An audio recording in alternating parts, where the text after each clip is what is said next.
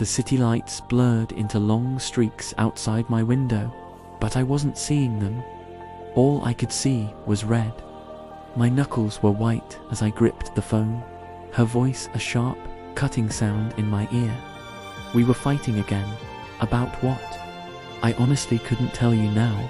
It was one of those arguments, the kind that starts over something small, like a forgotten grocery item, and spirals into a storm of past resentments and unspoken frustrations.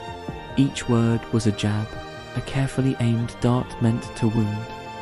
I remember saying things I didn't mean, things that were designed to push her away, just to see if she'd come back, and she pushed right back, her voice tight with a pain I was too proud to acknowledge I was causing.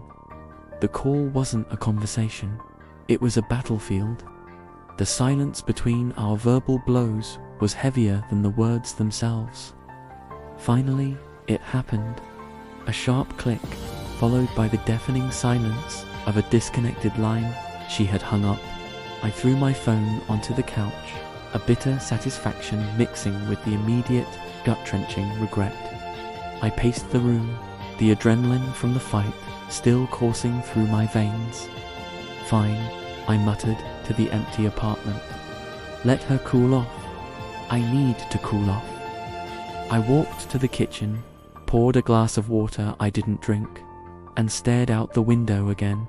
The city seemed too loud, too alive, a stark contrast to the hollow silence in my chest. 5 minutes passed, then 10. The anger started to fade, replaced by a cold, creeping anxiety. The things I'd said echoed in my mind, each one more monstrous than the last. Why did I say that? How could I be so cruel? This wasn't us. We were better than this. The fight, the anger, it all seemed so pointless now. All I wanted was to hear her voice again, to tell her I was sorry, that I was an idiot, that I loved her more than my own stupid pride. I snatched the phone from the couch, my thumb hovering over her name in my contacts list. Her picture smiled back at me, a snapshot from our trip to the coast last summer. Her hair was a mess from the wind, and her eyes were crinkled at the corners from laughing so hard. That was her. That was the woman I loved, not the strained voice on the other end of that horrible call. I pressed the call button, my heart pounding against my ribs with a mixture of hope and fear. Please pick up, please pick up, please pick up. The phone rang once, twice.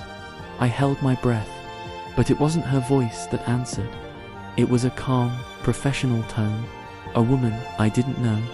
911 operator, what's your emergency? My brow furrowed in confusion. Did I dial the wrong number? I pulled the phone away from my ear to check the screen. No, it was her name, her number. I'm sorry, I stammered. I think I have the wrong number. I was trying to call my girlfriend. There was a brief pause on the other end. Sir, can you confirm the name of the person you were trying to reach? I told her, my voice trembling slightly. Why was an operator answering her phone? The pause that followed was the longest moment of my life. Every terrible possibility flashed through my mind. When she spoke again, her voice was gentle, but the words were like a physical blow. Sir, a phone registered to that name was recovered by paramedics at the scene of a traffic accident on the interstate. The world tilted. The air left my lungs. An accident. Is she okay? Please, you have to tell me. Is she okay?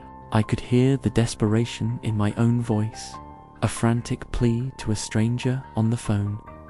Sir, I can't give out details over the phone, but there was one fatality reported at the scene. Fatal. The word hung in the air, a final, irreversible verdict. The glass of water slipped from my hand and shattered on the floor, the sound barely registering. It couldn't be. We were just fighting. She was just angry. She was supposed to call me back.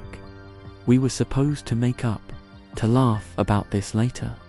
The last words I ever said to her were laced with anger. The last thing she ever heard from me was the cold, hard click of me hanging up. The call that I thought was just another fight, just another bump in the road, was the end. It was the call that would never truly end for me, forever ringing in the silence of my life, a perpetual reminder of the words I could never take back. Thank you for watching.